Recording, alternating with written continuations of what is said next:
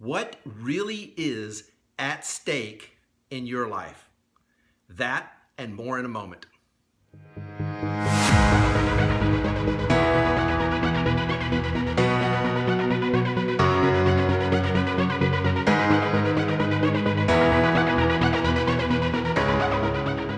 Hello everyone, this is Paul. Welcome to another episode of the Paul Montelongo Show. I'm coming to you from my place in Charlotte, North Carolina on beautiful Lake Wylie. And I have a question for you today, and that is, what really is at stake in your life?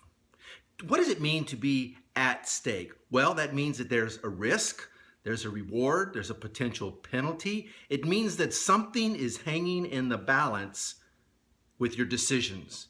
And the at-stakeness, or the level of the at-stakeness that we have in an area of our life, can determine the amount of success we have in that area of our life. For example, in business, if you're involved in a business deal, or if you are an entrepreneur and you've got a lot at stake, at risk, a lot hangs in the balance, then there's leverage, there's motivation, there's incentive to perform and perform at your highest level.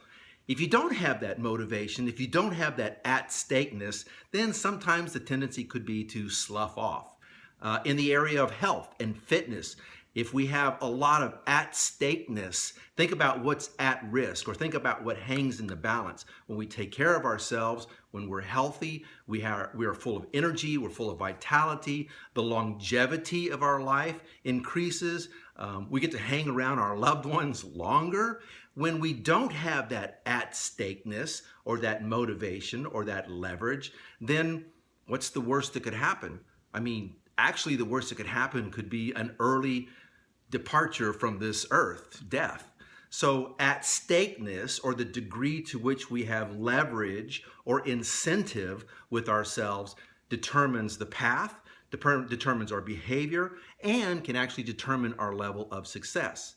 In relationships, if we have a high degree of at-stakeness in our relationships, either with our family, our friends, our loved ones, our spouse, our lover, when there's a high degree of at-stakeness, in other words, when everything is on the line, when we feel like, even a bit like maybe our back is against the wall and we get to perform at our best, then that can result in enriched relationships, more intimacy, more connection, more togetherness. When we don't have that level of at-stakeness or that leverage, then sometimes we can take our relationships for granted. We can back off the pedal a little bit, if you will, and then our relationships suffer. So this idea of being motivated comes from the degree or level to which we have what's called at-stakeness. You know, Tony Robbins, of whom I'm a fan for many years, said years ago, I remember him saying that we really only do two things as humans that motivate us. We do things in order to avoid pain or to gain pleasure. Well, in these terms, that's at-stakeness, that's leverage. If we're always pursuing pleasure in a relationship, in business, because of the money we get, or our health and fitness because of the life and vitality, if our goal is to attain pleasure in those areas, that's a high degree of at-stakeness. Similarly, if we have the motivation to avoid pain, to avoid the pain of disconnection, to avoid the pain of going broke or losing money or our reputation suffering, that too can be a motivating factor. That is a high degree of at-stakeness. So here's my question for you today.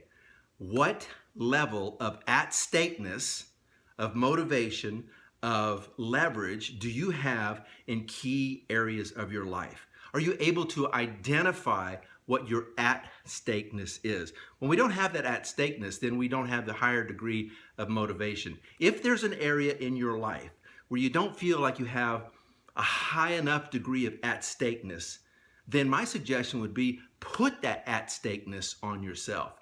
What's the worst that can happen if you're not successful in that area? What's the best that could happen when you are successful in that area of your life? And by connecting to the at stakeness, to the motivation, to the incentive, then you'll set yourself up for greater success. So today, ask yourself, what is my at stakeness in the key areas of my life? This I wish for you to do at your very best. And thank you for watching and listening. Please make sure that you share on all the social media sites, share this with your friends, and make comments in the box below. I appreciate you. Make it a great day, and we'll see you soon.